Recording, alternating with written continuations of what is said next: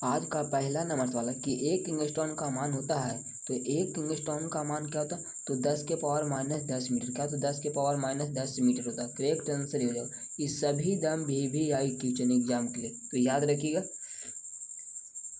अगला नंबर सवाल है कि विद्युत बल्ब में फिलामेंट तार बना होता है, तो विद्युत बल्ब में फिलामेंट तार बना होता है तो किसका बना होता है, तो टंगस्टन का। किसका बना होता है, टंगस्टन का बना होता है। करेक्ट आंसर डी हो जाएगा। अगला नंबर सवाल कि शक्ति का ये सही मात्रक होता है, तो शक्ति का ये सही मात्रक क्या होता है, तो शक्ति का ये सही मात्रक क्या होता है, वाट होता है। क्या, तो शक्ति का ये सही मात्रक क्या होता है, तो वाट होता है, जिसे हम W से सूचित करते हैं। जिसे हम W से सूचित करते हैं, याद रखिएगा। एग्जाम के लिए बहुत ज़्यादा इंपॉर्टेंस वाला है। अगला नंबर सवाल कि श्वेत रंग कितने रंगों के मेल से बनता, तो श्वेत रंग कितने रंगों के मेल से बनता, तो 7। कितना, 7 रंगों के मेल से बनता है, याद रखिएगा। करेक्ट आंसर डी हो जाएगा। अगला नंबर है कि निकट दृष्टि दोष वाले व्यक्ति के चश्मे में होता है, तो निकट दृष्टि दोष वाले व्यक्ति के चश्मे में होता है तो कौन सा इसमें कौन सा लेंस लगा रहता है, तो अवतल लेंस। क्या, निकट में क्या होता है, अवतल लेंस लगा रहता है। करेक्ट आंसर का बी हो जाएगा। अगला नंबर चला कि फेरस सल्फेट क्रिस्टल का रंग होता है, तो फेरस सल्फेट क्रिस्टल का रंग कैसा होता है, तो हरा होता है। कैसा होता है, हरा होता है। करेक्ट आंसर का बी हो जाएगा। अगला नंबर कि ग्लूकोज का रासायनिक सूत्र होता है, तो ग्लूकोज का रासायनिक सूत्र क्या होता है, तो C6H12O6 होता है। क्या था, C6H12O6 होता है। करेक्ट आंसर भी। अगर पूछेगा कि चीनी का रासायनिक सूत्र क्या होता है, तो चीनी का रासायनिक सूत्र क्या था, आप लोग कमेंट बॉक्स में बताइएगा इसका आंसर क्या हो जाएगा। अगला नंबर चलो कि साधारण ताप पर फास्फोरस का अणुसूत्र है, तो साधारण ताप पर फास्फोरस का अणुसूत्र क्या होता है, तो P4। क्या होता है, P4 होता है। करेक्ट आंसर का डी हो जाएगा। अगला नंबर कि स्टेनलेस स्टील मिश्र धातु है, तो स्टेनलेस स्टील मिश्र धातु है तो किसका, तो लोहा का। किसका, लोहा का। करेक्ट आंसर का ये हो जाएगा। अगला नंबर कि फ्लोरीन अप्रूफ है, तो फ्लोरीन किसका अप्रूफ है, तो फ्लोरीन किसका अप्रूफ है, तो कार्बन का। किसका, कार्बन का। करेक्ट आंसर का सी हो जाएगा। अगला नंबर कि मेंडलीफ ने अपने वर्ग सारणी में तत्वों को सजाया, तो किसके आधार पर सजाया, तो मेंडलीफ ने अपने वर्ग सारणी को तत्वों को सजाया तो किसके आधार पर, तो परमाणु द्रव्यमान के बढ़ते क्रम। क्या, परमाणु द्रव्यमान के बढ़ते क्रम में सजाया, तो करेक्ट आंसर का बी हो जाएगा। अगला नंबर कि नाइट्रोजन डाइऑक्साइड के धुएं का रंग होता है, नाइट्रोजन डाइऑक्साइड के धुएं का रंग कैसा होता है, तो भूरा होता है। कैसा होता है, भूरा होता है। करेक्ट आंसर का ये हो जाएगा।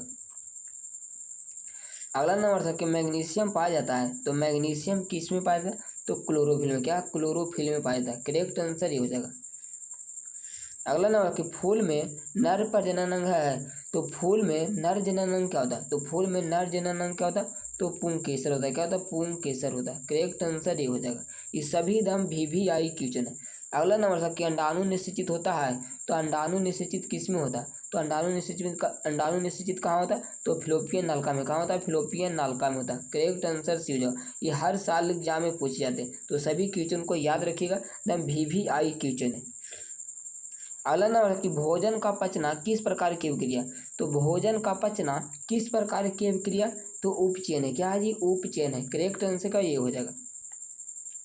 अगला नंबर सवाल है कि उभयलिंगी जीव है, तो उभयलिंगी जीव कौन होता है, तो केचुआ। क्या होता है, केचुआ होता है। याद रखिए। करेक्ट आंसर ये हो जाएगा।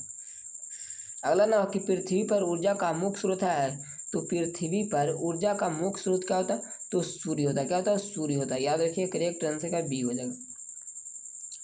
अगला नंबर सवाल कि ब्रिक की संरचनात्मक एवं क्रियात्मक इकाई को क्या कहते हैं, तो ब्रिक के संरचनात्मक एवं क्रियात्मक इकाई को क्या कहते हैं, तो नेफ्रॉन कहते हैं। क्या कहते हैं, नेफ्रॉन कहते हैं। याद रखिए। करेक्ट आंसर डी हो जाएगा। अगला नंबर सवाल कि एक कोशिकीय शैवाल में जल का परिवहन होता है, तो एक कोशिकीय शैवाल में जल का परिवहन द्वारा होता है, मतलब किसके द्वारा होता है, तो विसरण के द्वारा। क्या होता है, विसरण के द्वारा होता है। करेक्ट आंसर का बी हो जाएगा। अगला नंबर था कि मस्तिष्क उत्तरदायी है, तो मस्तिष्क किसके लिए उत्तरदायी होता है, तो सोचने के लिए, हृदय स्पंदन के लिए, या शारीरिक संतुलन के लिए, सभी। क्या जगह, सभी हो जाएगा। करेक्ट आंसर का डी हो जाएगा। अगला नंबर था पराग कोश में होता है, तो पराग कोश में क्या होता है, तो पराग कोश में क्या पाया जाता है, तो पराग कण। क्या, पराग कण पाया जाता है। याद रखिए। करेक्ट आंसर डी हो जाएगा। अगला नंबर 16 कि एक वयस्क मनुष्य में कितने दांत होते हैं? तो एक वयस्क मनुष्य में कितने दांत होते हैं? तो 32। कितने होते हैं? 32 दांत होते हैं। करेक्ट आंसर क्या हो जाएगा? करेक्ट आंसर का बी हो जाएगा। क्या हो जाएगा? करेक्ट आंसर बी हो जाएगा। याद रखिएगा, ये हर साल एग्जाम में पूछ जाते हैं कि एक वयस्क मनुष्य में कितने दांत होते हैं? तो 32 दांत होते हैं। अगर पूछ देगा कि किशोरावस्था में कितने दांत होते हैं, किशोरावस्था में कितने दांत होते हैं, आप लोग कमेंट बॉक्स में बताइएगा इसका आंसर क्या हो जाएगा। अगला नंबर है कि बैटरी से किस प्रकार की धारा प्राप्त होती है? तो बैटरी से किस प्रकार की धारा प्राप्त होती है? तो डिस्ट धारा। क्या होता है? डिस्ट धारा प्राप्त होती है। याद रखिए, करेक्ट आंसर ये हो जाएगा। अगला नंबर कि विभवांतर का ये सही मात्रक है? तो विभवांतर का ये सही मात्रक क्या होता है? तो विभवांतर का ये सही मात्रक क्या होता है? वोल्ट होता है। क्या होता है? वोल्ट होता है। करेक्ट आंसर ये हो जाएगा।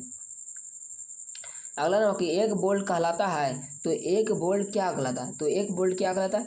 तो 1 जूल प्रति कूलम। क्या? 1 जूल प्रति कूलम कहलाता है। करेक्ट आंसर का बी हो जाएगा। अगला नंबर 16 कि श्वसन किस प्रकार की रासायनिक अभिक्रिया? तो श्वसन किस प्रकार की रासायनिक अभिक्रिया? तो किस प्रकार की रासायनिक अभिक्रिया? तो ऊष्माक्षेपी हो जाएगा। क्या हो जाएगा? ऊष्माक्षेपी हो जाएगा। याद रखिए, करेक्ट आंसर का सी हो जाएगा। अगला नंबर है कि कौन विद्युत का सर्वोत्तम सुचालक है? तो कौन विद्युत का सर्वोत्तम सुचालक होता है? तो एजी। क्या? एजी मतलब चांदी होता है। याद रखिए, करेक्ट आंसर भी होगा। पर चांदी का परमाणु संख्या कितना होता है? तो 47 होता है। कितना होता है? 47 होता है। याद रखिएगा, इससे भी VVI क्वेश्चन है। अगला नंबर 16 कि आवर्त सारणी के उदर्ग स्तंभों को कहा जाता है? तो आवर्त सारणी के उदर्ग स्तंभों को क्या कहा जाता है? तो उदर्ग स्तंभों को क्या कहा जाता है? तो वर्ग। क्या का? वर्ग कहा जाता है। याद रखिए, करेक्ट आंसर है। अगर पूछेगा कि आधुनिक आवर्त सारणी में वर्गों की संख्या कितना होता है? तो आधुनिक आवर्त सारणी में वर्गों की संख्या कितना होता है? 18 होता है। कितना होता है? 18 होता है। अगर पूछेगा कि आधुनिक आवर्त सारणी में समूह की संख्या कितना होता है? तो समूह पूछे या वर्ग पूछे, 18 हो जाएगा। अगला पूछ देगा कि आवर्त सारणी में आवर्त की संख्या कितना होता है? तो आवर्त पूछेगा तो 7 हो जाएगा। कितना? आवर्त पूछेगा 7 हो जाएगा। वर्ग या समूह पूछेगा तो 18 हो जाएगा। याद रखिएगा, बहुत ज़्यादा इंपॉर्टेंट सवाल है। अगला नंबर कि निम्नांकित में से कौन उपधातु है? तो इसमें से बताना है कि उपधातु कौन है। तो उपधातु कौन होता है? एंटीमनी। क्या हो जाएगा? एंटीमनी। याद रखिए, करेक्ट आंसर डी हो जाएगा। अगला नंबर था कि पीतल है, तो पीतल क्या है? इसका आंसर आप लोग कमेंट बॉक्स में बताइएगा। और आप लोग बताइएगा वीडियो आप लोग का कैसा लगा, आप लोग कमेंट बॉक्स में बताइएगा। इस वीडियो को आप लोग दोस्तों के पास ज़्यादा से ज़्यादा शेयर कीजिएगा। तो आज के लिए इतने ही। जय हिंद, वंदे मातरम।